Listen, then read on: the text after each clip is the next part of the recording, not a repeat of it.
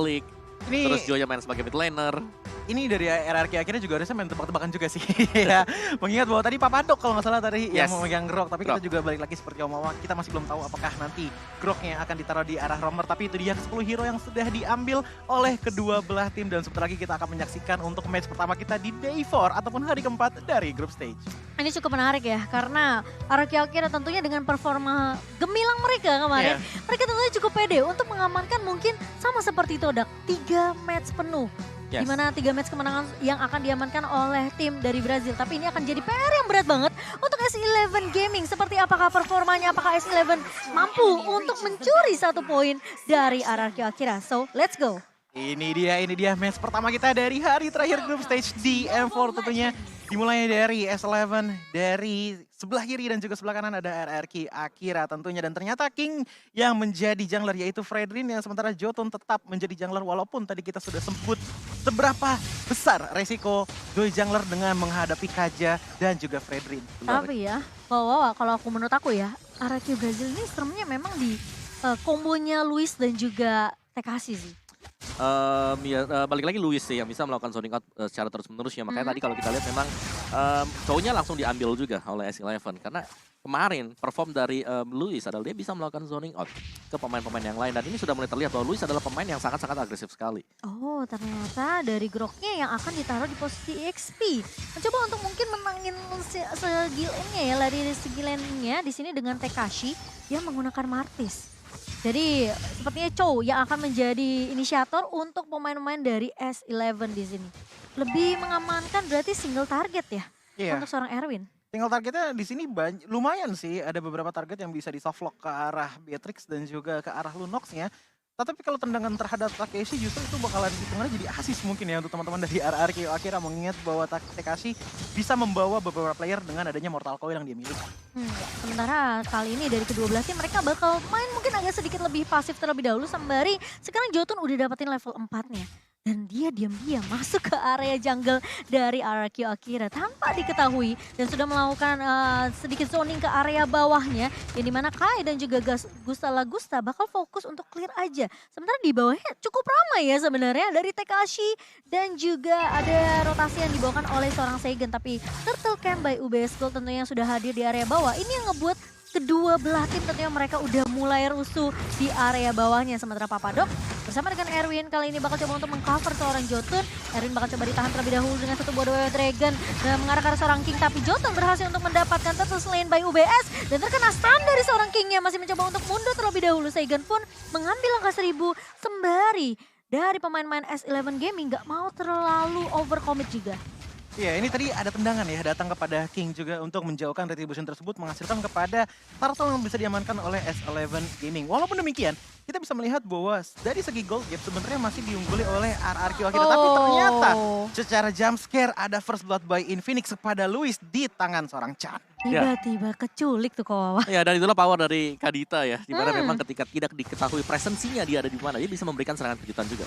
Iya, ini yang cukup menyeramkan ya. Tapi kali ini King sepertinya terjebak dan namunnya tidak bisa dibantu oleh pemain-pemain dari RRQ Akira yang dimana dia sempat terjebak di kandangnya Turtle tadi itu. Ya, ada 3 bahkan yang setup yang manis juga dilakukan oleh Erwin tadi sebagai roamer dengan cowoknya dia. Jadi secara memang di sini adalah tempo permainan yang sangat-sangat pelan sekali yang sudah mulai terlihat. Tapi dengan kehadiran dari Joy ini mereka harus bisa mencepat juga S11 Gaming. Sedikit ketarik ke late game di mana item defense sudah selesai untuk RRQ Akira, ini bakal berat nantinya. Dan dari talent-talentnya juga. Emblem Demon Slayer berhadapan dengan Mystery Shop yang dipakai jadi mengejar untuk mendapatkan ekonomi yang cepat juga. Tapi tahan dulu karena ada yang terculik lagi dan lagi di area midnya. Seigen yang harus mulai berhati-hati. Nggak cuma Seigen, bahkan aku bilang RRQ Brazil di sini. Mereka harus benar-benar harus berhati-hati setiap nyebrang ke area mana busnya. Mereka benar-benar harus ngecek dulu. Gak bisa asal gegabah masuk begitu aja nyebrang polosan karena eksekusi combo lagi-lagi. Dengan area Petrify yang dibawa oleh seorang Chan di sini bersama dengan Erwin yang bisa The Way of Dragon. Ini bisa aja metode pick off dibawakan terus sama S11 Gaming. Iya, apalagi melihat dari draft pick teman-teman RRQ Akira, sepertinya S11 tahu bahwa mereka punya advantage yang sangat tinggi di arah early seperti ini, di mana dengan masih banyak tarot yang terbuka, bermain dengan pick off adalah hal yang sangat pintar untuk seenggaknya mencicil perekonomian dari RRQ Akira untuk ditinggalkan jauh terhadap S11 Gaming. Oke, tapi totalnya kali ini udah mulai coba di kontes dan bahkan The Wave Dragon lagi dan lagi dari Erwin. Mengarah ke arah satu pemain, namun ternyata Erwin teman terlebih dahulu. Di follow up dengan begitu cepat karena Chan-nya berhasil untuk dapetin positioning dan timing yang pas untuk nge-follow up The Way of Dragon dari seorang Erwin ke bawah. Yes, itu nice team play juga ya, karena dari sisi backupan bagaimana memang Joy bisa ditargetkan oleh Kaja, tapi ternyata follow up yang masuk dari Kadita juga memberikan burst damage yang sangat besar sekali. Wah. Jadi untuk di early game, ketika belum punya item defense, memang akhir-akhirnya pastinya akan sedikit tertekan. Dan mereka harus bisa mengejar bagaimana caranya untuk mendapatkan item defense sesegera mungkin. Ini PR banget sih ini Kaditanya nih, Choji. Kayaknya agak sulit ya, bisa dibilang kayak harus jadi prioritas juga nggak sih sekarang? Pastinya, dan prioritas juga bagi kalian para penggemar makanan dan juga minuman. Jadi langsung aja masuk ke link yang ada ini di grb.to/m4 untuk mendapatkan diskon hingga 90%. Iya, jangan sampai kelewatan ya. Apalagi ini kan M4 masih berjalan sampai babak knockout. Jadi diskonnya pasti akan selalu ada buat teman-teman. Nah, kalau kita ngeliat sekarang nih Coji, Yap. RRQ Akira, mereka lagi di mungkin keadaan yang mungkin nggak unggul lah dibandingkan dengan S11. Meskipun dari segi turtle-nya mungkin masih didominasi oleh S11. Tapi ini gimana caranya dari Eren Mega, dia tiba-tiba flicker maju, terkena surprise di Divine Judgment, eksekusi yang sedikit gagal, namun ternyata Seigen berhasil menjadi trade dari seorang Chan.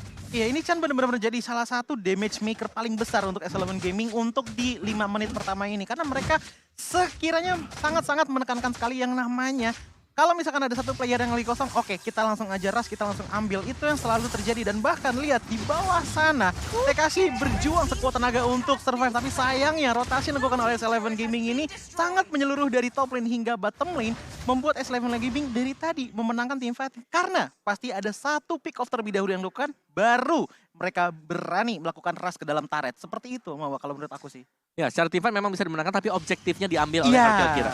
Iya oke, tapi kali ini lihat RRQ Akira bakal coba dipukul mundur di area midnya oleh pemain-pemain dari S11 Gaming. Kalau kita ngelihat ya, tadi di area top lane ya, memang inisiasi dari Erwin gagal ketika dia flicker nggak bisa dapetin siapapun. Tapi potensi dari Chan ini bisa ngeculik siapapun. Jadi bisa dibilang kuncinya itu bukan dari Erwin sebenarnya. Tapi gimana Chan bisa dapetin area blind spot, nyulik ke area backline-nya. Dan bahkan kali ini Turtle Lane lagi-lagi diamankan oleh S11 Gaming by UBS Gold yang ngebuat RRQ Akira kayaknya harus perlahan tapi pasti bawa game ini ke arah late game. Ya, dan ini untuk itemnya sendiri, di mana Hunter Strike untuk Martis. Dan dari junglernya memang adalah item defense, Blade Armor ada, Molten Essence aja berhadapan dengan full defense item juga. Nah, defense banget ya, ada Genius One buat Joy dan juga ada Curse Helm sudah selesai. Jadi akan ada semi-semi mungkin balance lah antara item attack dan juga defense bagi S11. Oke, tapi sementara ini Tekashi udah bermain bakal lebih sedikit agresif mencoba untuk mencuri, tapi ternyata Papadok menahan dengan satu buah wild charge dan Jotun berhasil ngebuka Electric Divine Blade. Masih mau lebih kali ini dari seorang Jotun yang terkena tahu, namun ternyata Jotun masih bisa mundur ke area backline.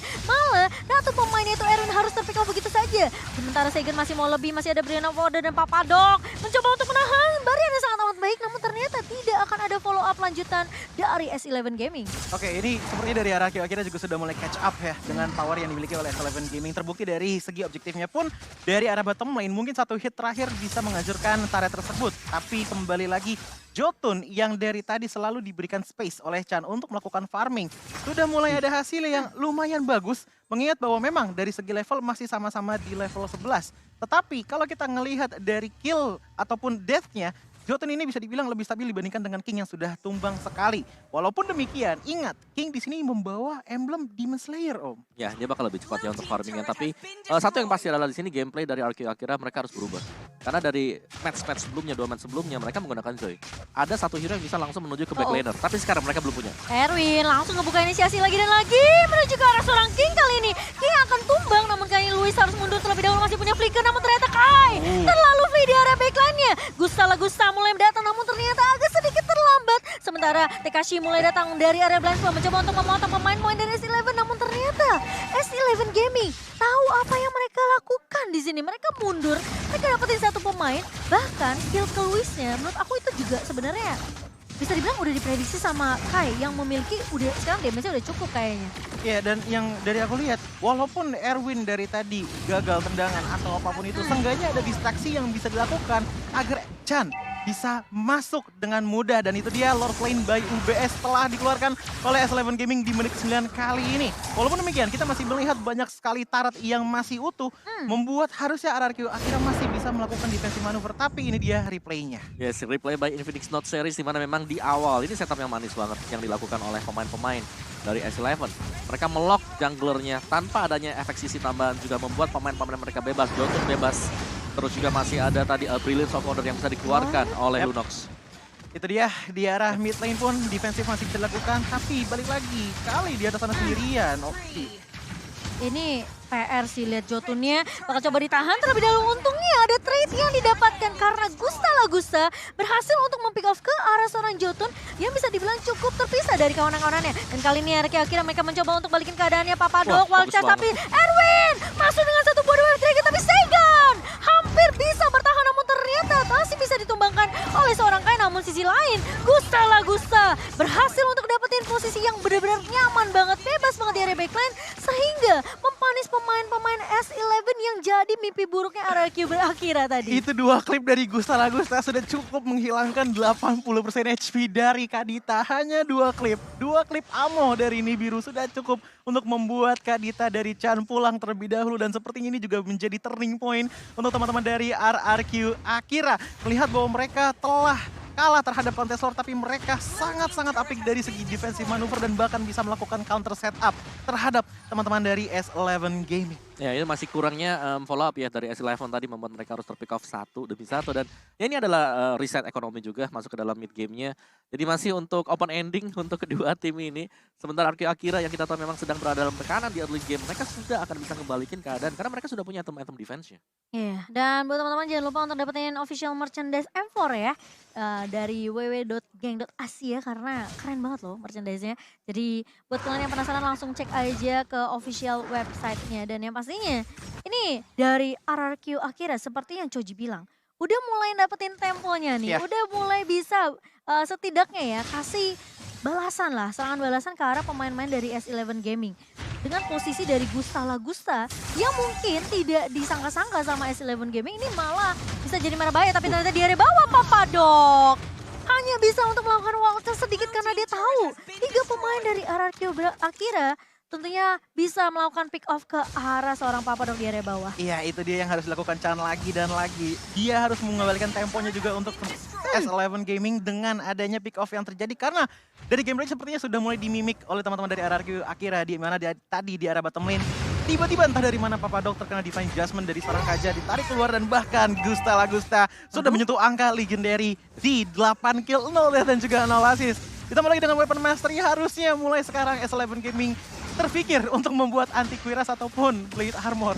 Wow. Ya, betul memang Gusta Lagusta yang menjadi PR juga buat S11 Gaming karena kita tahu lah bagaimana sakitnya juga Matrix ketika memiliki item-item damage tadi. Dengan Indirusnya dia bisa merontokkan armor dari Grok juga dan Lord has been slain by UBS Gold dan jatuh ke tangan dari RRQ Akira. Iya, dan gak bakal bisa dikontes tapi kali ini Chan ketahuan ternyata dicek. Namun ternyata Rovave-nya connect kali ini masih punya Brain of Orders. Chan bakal coba dikejar oleh Gusta Lagusta. Namun ternyata satu shotnya nggak connect ke arah sekarang Chan. Dan Chan masih dikasih kesempatan untuk hidup sepertinya Choji. Iya, karena memang poros utamanya dari tadi adalah Chan dan juga Erwin. Sebenarnya masih bisa dengan Papadok, tapi sayangnya Papadok tidak ada follow up lebih lanjut lagi. Membuat Louis sepertinya harus tumbang terlebih dahulu. Dan bahkan di belakang sana Erwin masih mencoba untuk mencari celah. Tapi Gusta Lagusta susah sekali tersentuh. Tapi pada akhirnya 2 player dari RRQ Akira telah hilang dengan sekejap. Dan triple kill pun bahkan didapatkan di tangan seorang Kali. Dan ini dia sepertinya shutdown terhadap Gusta Lagusta. Dan kali ini lihat triple kill dari Infinix sementara TKC bakal coba untuk mendapatkan setidaknya 1 trade ke arah pemain-pemain dari S11. Sementara Kai, lihat nggak sih damage-nya ke arah Lunox tadi? Itu masih tersisa berapa bar itu? Tapi sekali shot udah langsung hilang loh. Ya, dan ini sudah mulai ya balik lagi ya. Ini dua-duanya memang sangat-sangat berimbang. Tinggal bagaimana mereka melakukan team fight. Ya. Siapa yang bisa memecah belahkan arah team fight. Karena tadi kalau kita lihat memang S11 Gaming mereka berhasil untuk memisah pemain-pemain dari RRQ Akira. Iya, dengan pemisahan tersebut sih udah benar-benar efektif banget ya. Balik lagi ke early game strat yang dimiliki oleh S11 Gaming. Pick 1, pecahkan, hancurkan. Pasti selalu seperti itu di arah early-nya dan mereka sudah kembali ke comfortable zone mereka. Tetapi sejauh ini yang menjadi PR adalah turret dari kedua belah pihak. Ini masih sama-sama di tersisa 4 turret. Dari outer middle turret, inner middle turret dan juga inhibitor turret mereka masih utuh semuanya, tapi ini dia dari segi item. Ya, dengan full equipped untuk Irithel, damage berhadapan dengan Beatrix, jadi sama-sama harus menjaga positioning di bagian belakang. Tapi XP lanernya, Rapid Boots, ada Heptasis, ada BOD, ada Athena Shield. Ini untuk Papadok. Rocknya punya power yang sangat-sangat besar sekali dengan satu buah wild charge. Selain daripada memberikan efek sisi, dia juga memberikan damage yang besar. Tapi Luis langsung dengan satu body fan Jasmine Papadok terkejut, terheran-heran sementara Seigen pun menjadi trade. Namun kali ini Kai cukup free di area backline-nya. Decimation dari seorang Tekisi nggak bisa untuk menurunkan seorang Kai, tapi Erwin menahan King kali ini yang mencoba untuk mengejar ke arah Kai. Kayaknya masih bisa survive, dibalikin keadaannya oleh S11 Gaming dan pemain-pemain dari RRQ Akira dirontokkan begitu saja. Dan sepertinya ini akan menjadi one straight push dari S11. Sementara Luis mencoba untuk bertahan, Erwin mencoba untuk flicker masuk dengan jet kundonya, dan bahkan dari Luis mencoba untuk menunggu buying time cukup lama, tapi kali ini bakal coba dikejar oleh 4 pemain S11. Buying time cukup lama, tapi Luis kali ini mencoba untuk menahan dan S11 berhasil untuk membalikan keadaannya dan menumbangkan RRQ Akira. Win streak yang dipecahkan oleh tim Argentina. Ini dia power dari tim Argentina kita, S11 Gaming. Dengan satu kesalahan fatal yang dilakukan oleh RRQ Akira yang terlalu overcommit dan juga sangat banyak sekali mengeluarkan skill source-nya terhadap Papadok. Papadok pun berkata, saya tidak apa-apa, tumbang terlebih dahulu, yang penting